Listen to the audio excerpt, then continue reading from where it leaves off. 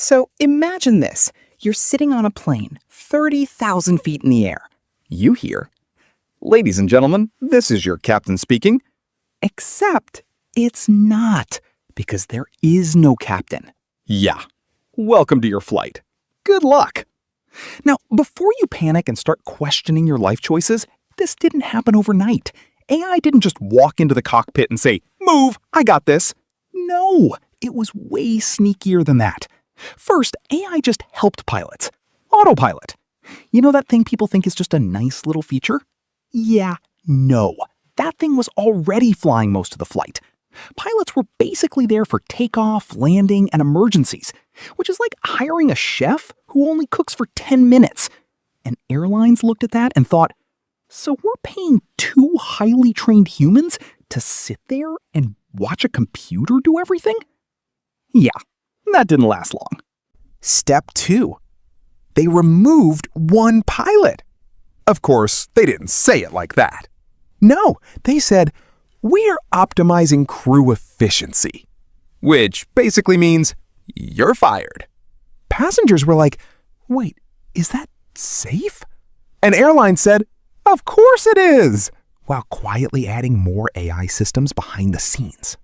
Now, here's where it gets weird. The remaining pilot stopped doing much. At all. At this point, he's just sitting there like, yeah, everything looks good. Because the AI is handling everything.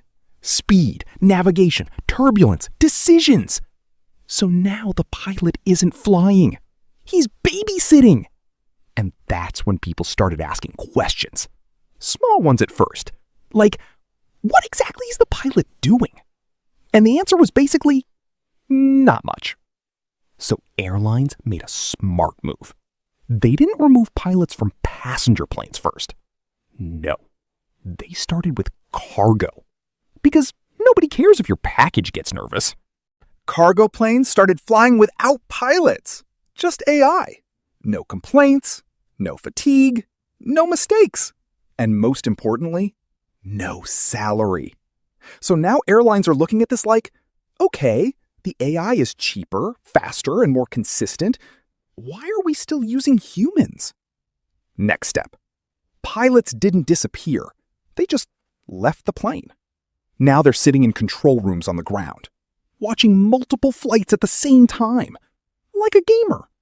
Except instead of a game, it's real life. And at this point, the pilot is barely involved anyway.